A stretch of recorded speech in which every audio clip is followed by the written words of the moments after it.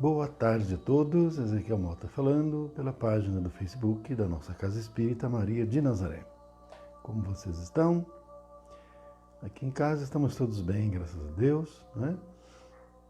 E hoje então nós vamos desenvolver nesta live a palestra que em princípio seria aquela da escala, não é? Que é a quem muito foi dado, muito será pedido.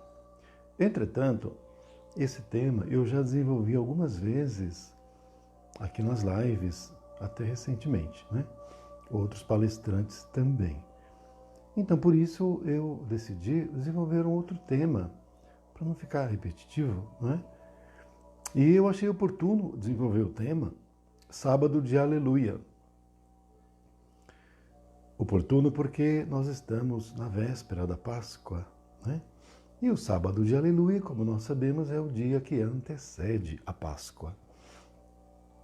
Então, como também é um tema que quase não é desenvolvido, eu achei interessante a gente estar desenvolvendo esse tema. Ok? Bem, eu vou pedir para vocês, como eu tenho sempre feito, para que oportunamente se inscrevam no canal do YouTube da Casa Espírita Maria de Nazaré, cujas iniciais são CEMN-POA. Deem uma entrada no YouTube, entrem no canal, deem o like, visualizem, se inscrevam quem não está inscrito. E quem já tiver inscrito, confirme, verifique se a inscrição está ativa e compartilhar com amigos, parentes, para a gente poder divulgar a doutrina espírita. E a gente sempre está enfatizando que as lives são todos os dias na Casa Espírita, pelo canal, pelo Facebook, depois elas são editadas e colocadas no YouTube. Mas todos os dias aqui, nesse horário às 18 horas, nós temos as lives, né? Cada dia com um palestrante diferente, porque é o mecanismo que nós encontramos para continuarmos juntos. Uma vez que a Casa Espírita Maria de Nazaré em Poá, infelizmente não está sendo possível abrir, né? Com exceção do domingo, que graças a Deus está sendo possível para orações. Mas a gente não vai lá para fazer palestra, só vai um ou dois companheiros que abre a casa e fica lá, né? Aguardando, recepcionando algumas pessoas que comparecem para orações, né? E prece. Mas ainda bem, né? Porque aqui em Mogi, como eu já tinha dito, não pode abrir nem para isso. Então, os padres e também pastores, eles mantêm o templo, a igreja fechada, e dentro da igreja eles fazem a missa, o culto, né? E que virtualmente os irmãos, as pessoas que frequentam a igreja, elas assistem. Mas não, a igreja está fechada, né? Como eu falei para vocês, há um requerimento feito ao Supremo Tribunal Federal, formulado pela AGU, que é a Advocacia Geral da União, para que seja permitido abrir, né, as casas espíritas, os templos, né, as igrejas. E vamos aguardar, quem sabe, né? De repente, isso acaba sendo possível e a gente pode voltar com as nossas atividades presenciais, todas elas, tá bom? Nós vamos então agora fazer uma oração para a gente dar início. Vamos lá, fechar os olhos. Pai nosso que estais no céu, santificado seja o vosso nome. Venha a nós o vosso reino, seja feita a vossa vontade, assim na terra como no céu. O pão nosso de cada dia nos dai hoje, perdoai nossas ofensas, assim como perdoamos a quem nos tem ofendido. Não nos deixando cair em tentações, mas livrando-nos de todo mal. Que assim seja. Muita paz e muita luz a todos. Vocês estão ouvindo essa musiquinha de fundo? Eu sempre tenho colocado ela porque ela tem 30 minutos. Então eu já sei que quando ela acaba, eu já gastei 30 minutos na live, não é? Então eu uso ela por isso. Mas eventualmente eu vou usar outra, tá? Para não ficar sempre a mesma.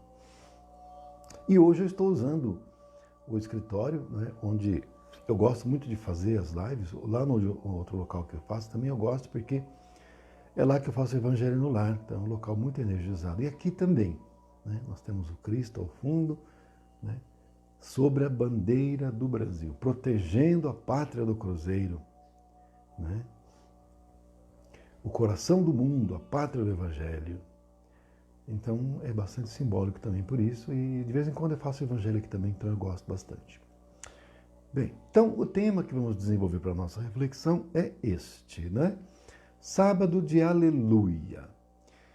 Bom, quando eu era criança, e isso já vai muito tempo, a gente de sexta para sábado pegava uma roupa do pai ou de alguma outra pessoa adulta da casa, geralmente uma roupa velha, pegava escondido, né? E colocava palha, papelão, capim velho dentro, né? Para ficar bem cheinho, né? Uma cabeça também assim meio de saco de estopa e guardava. No outro dia, sábado, a gente amarrava no poste e todas as crianças pegavam um pau e começavam a malhar o Judas, batendo no Judas aquele espantalho, né? Aquele boneco simbolizando o Judas, e toda criança batia, até que de tanto bater o boneco de saco caía, um menino pegava no pé uma parte do boneco, saía arrastando e os outros batendo, até destroçar todo. Então essa era a distração. Imaginem só vocês, hein? Naquela época era assim. Hoje os meninos, hoje as crianças, hoje não fazem mais nada disso. Mas eu estou colocando isso porque vocês imaginem esse costume ao longo dos séculos após o desencarne do Judas, como deve ter vibracionalmente magoado e ferido a sensibilidade do Judas. Porque o Judas, na realidade, ele era um dos discípulos e era o contador do Cristo, não é?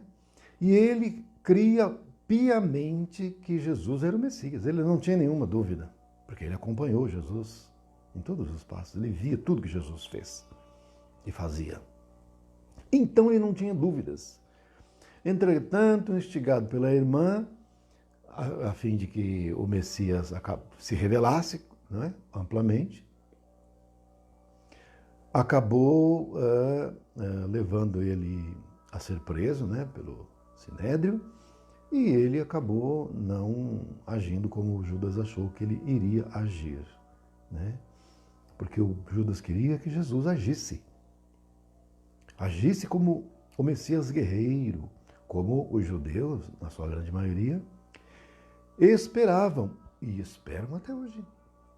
Os judeus estão esperando o Messias guerreiro até hoje, aquele Messias que vai reerguer o povo de Israel, o povo judeu, como a nação principal do mundo e colocá-la como a nação mais importante, dominando a todas as outras.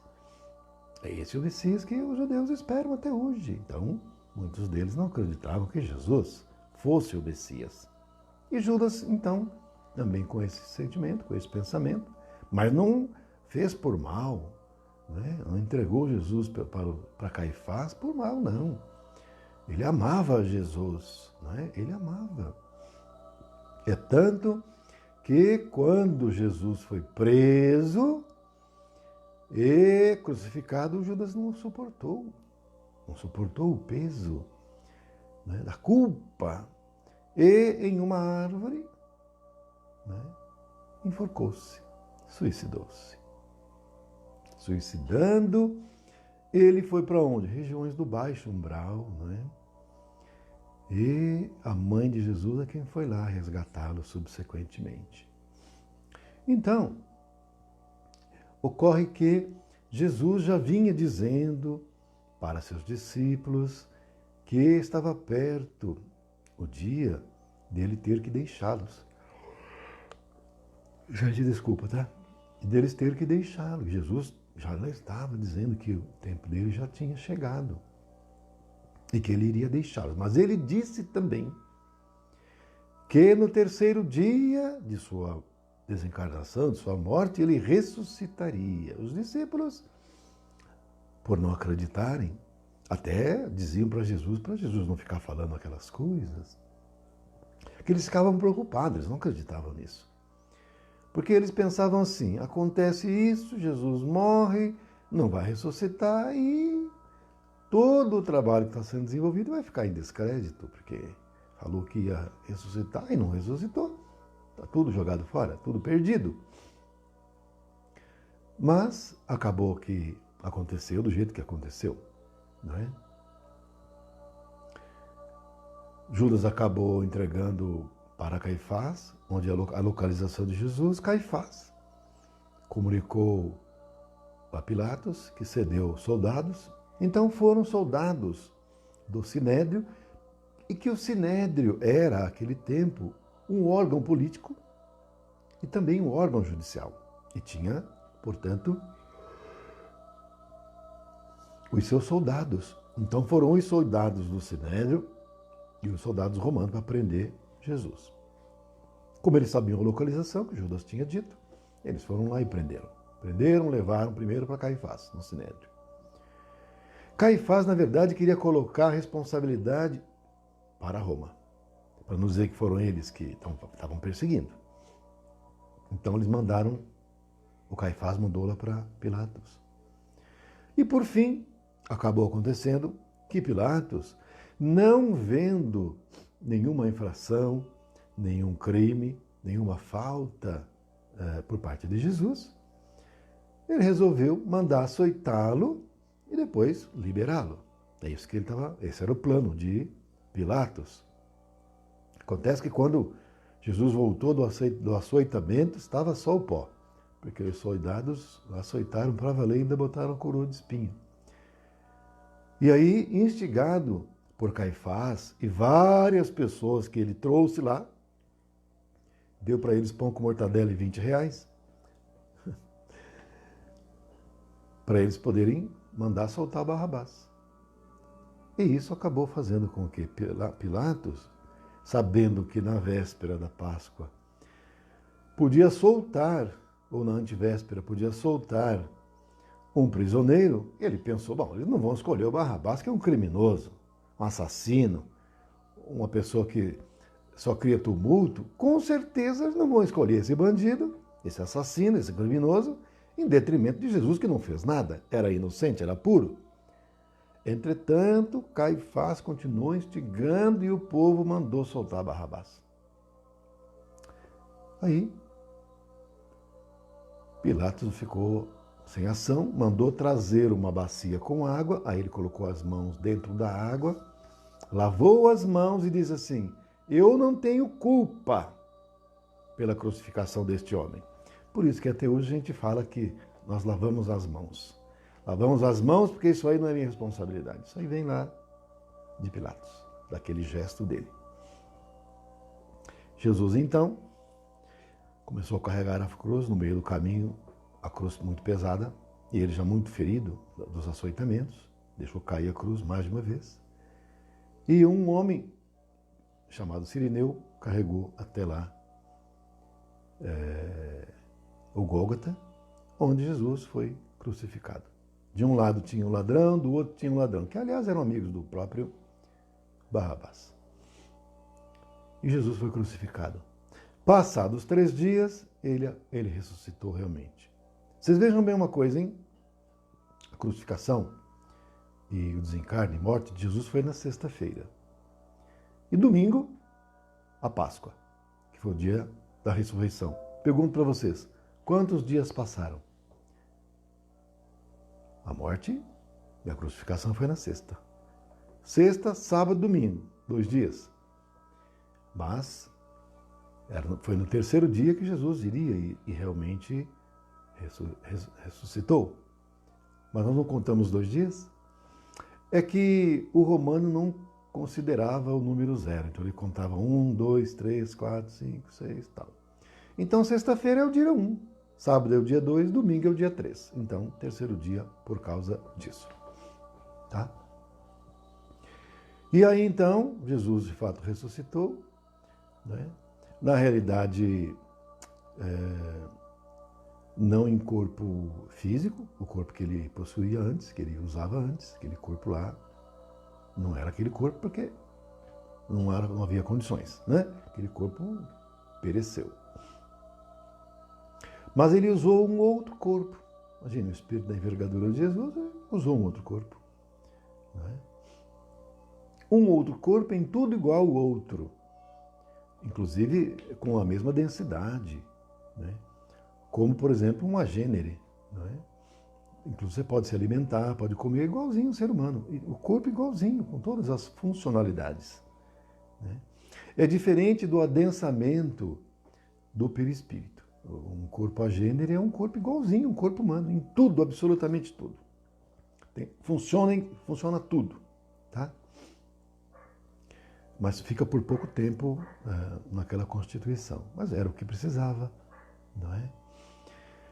Então, nós temos que o Judas, depois que se suicidou, foi para a dimensão astral.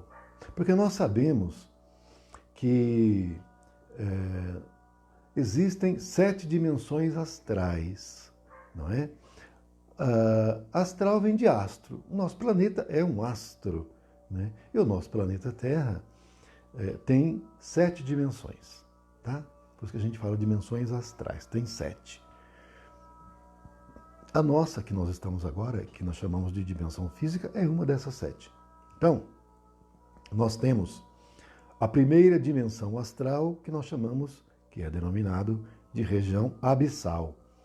Na realidade, é uma nomenclatura só, porque o que importa é o padrão vibracional. Então você tem a primeira dimensão, cuja vibração nós chamamos de regiões abissais, abismo. Depois, a segunda dimensão, que nós chamamos de regiões de trevas, não é? De vibração de trevas. Depois nós temos a terceira dimensão, não é? Que é essa dimensão na qual nos encontramos no momento, encarnados, vivendo a experiência física. E vejam uma coisa, hein? Todas as 7 dimensões são dimensões materiais, tá? A densidade é que varia conforme o grau de vibração. Maior a vibração, menor a densidade. Mas todas as dimensões são compostas de elementos da matéria do astro Terra, tá? Bom, depois da terceira dimensão, nós temos a quarta dimensão. A quarta dimensão é o umbral. Então, a dimensão umbralina é a quarta dimensão. E dentro da quarta dimensão existem várias subdimensões, mas nós vamos dividir só em 3 para simplificar, que é de umbral baixo, umbral médio e umbral alto. Umbral baixo, como nós já dissemos, é onde ficam as cidades umbralinas. Umbral médio, onde ficam os postos avançados, que são mini colônias espirituais. E umbral alto, onde ficam as cidades astrais, onde ficam, por exemplo, a cidade astral Nosso Lar, Alvorada Nova e tantas outras. Depois, nós vamos ter a quinta dimensão astral. A quinta dimensão astral é a dimensão onde ficava, onde morava, onde vivia, onde experienciava a mãe do André Luiz. A mãe do André Luiz, ela não vivia em nosso lar. Portanto, ela não usava um corpo astral da matéria astral da quarta dimensão. Mas o corpo dela era um corpo astral da quinta dimensão.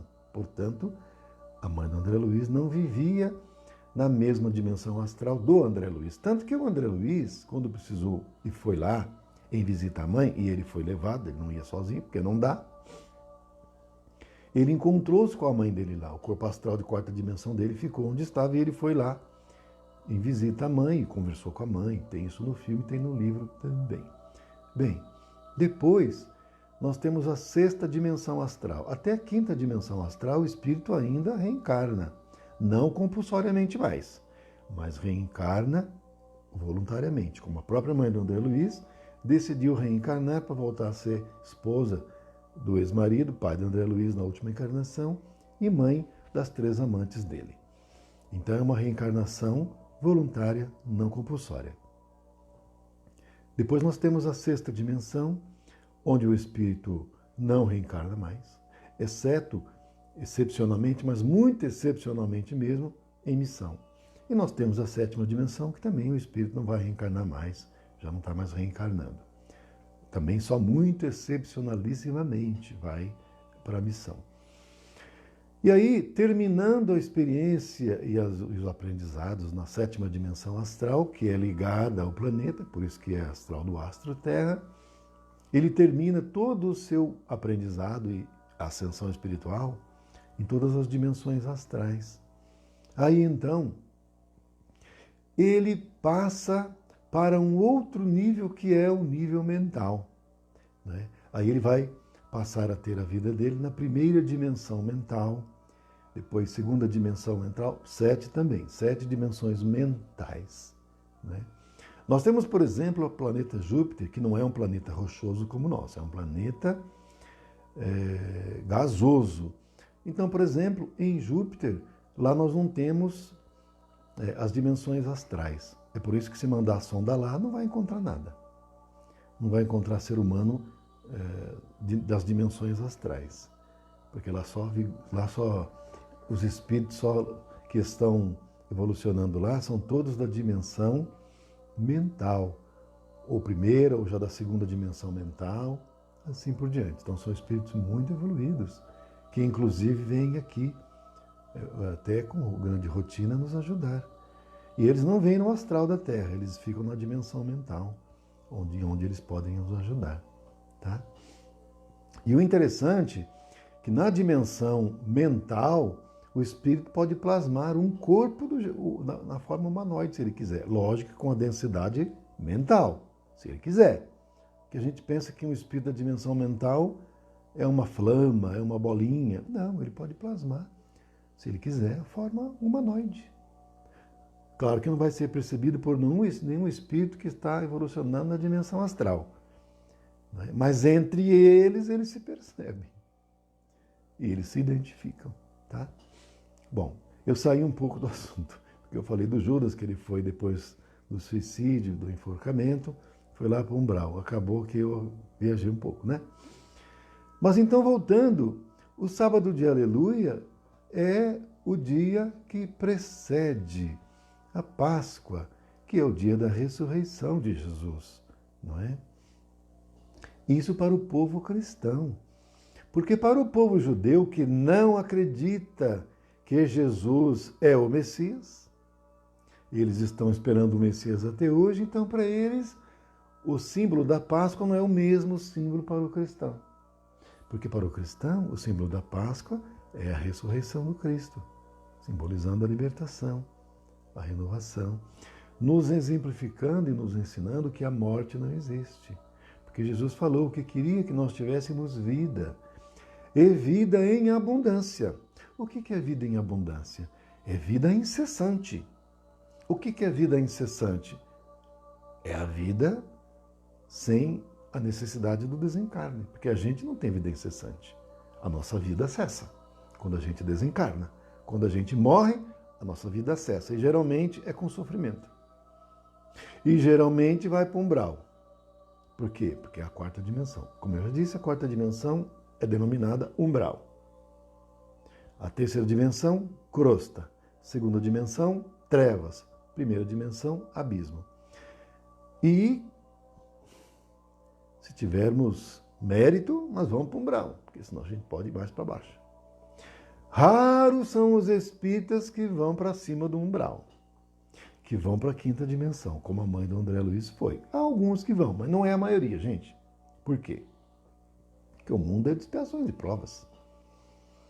E no mundo de expiações e provas, a esmagadora maioria dos espíritos são espíritos umbralinos. O que são espíritos umbralinos?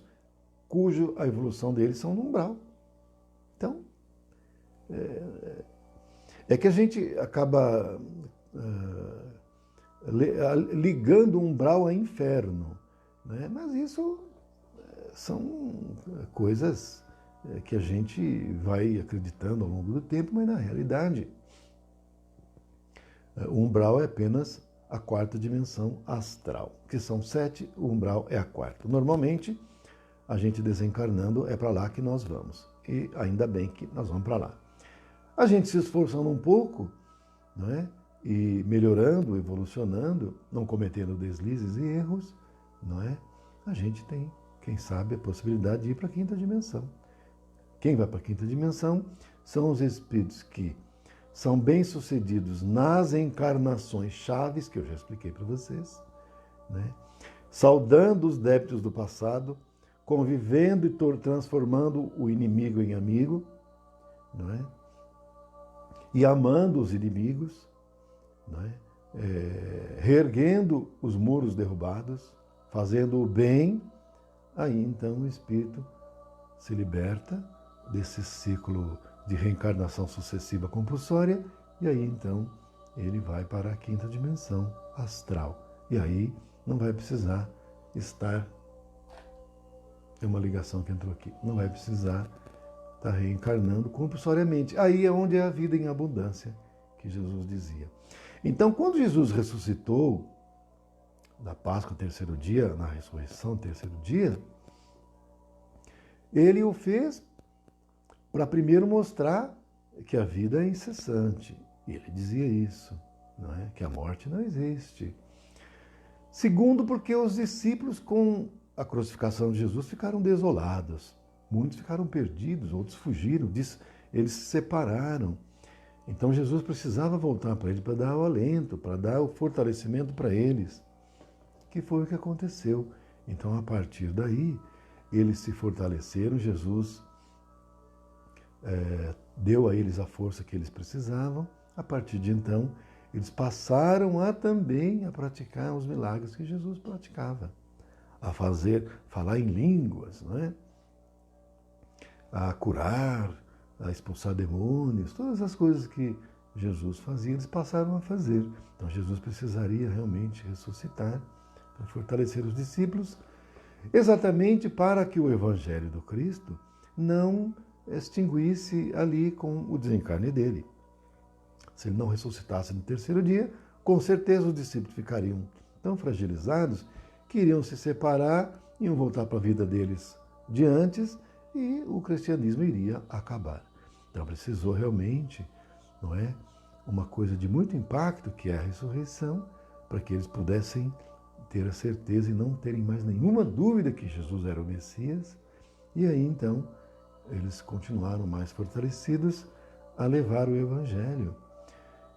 O próprio Paulo, né, que é chamado de o apóstolo dos gentios, espalhou o Evangelho, os demais discípulos de Jesus também, não é?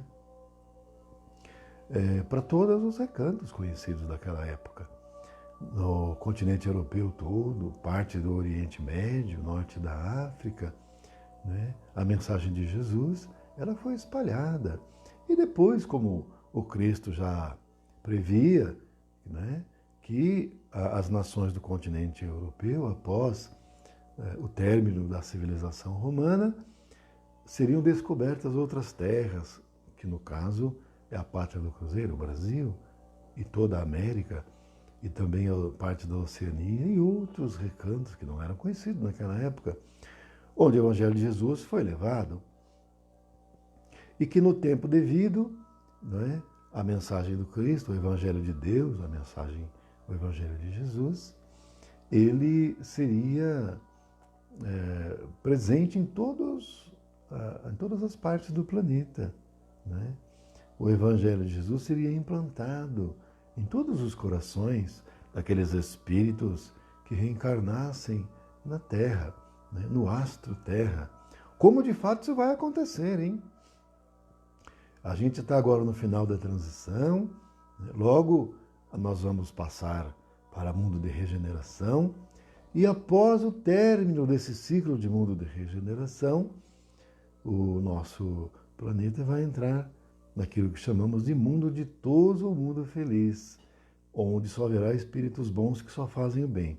Aí então todos vão viver o Evangelho, todos vão praticar o Evangelho, porque o Evangelho já vai estar no coração, e todos vão viver o Evangelho como Jesus o fez. E assim, o Evangelho de Jesus vai estar implantado em toda a Terra, como ele prometeu que aconteceria.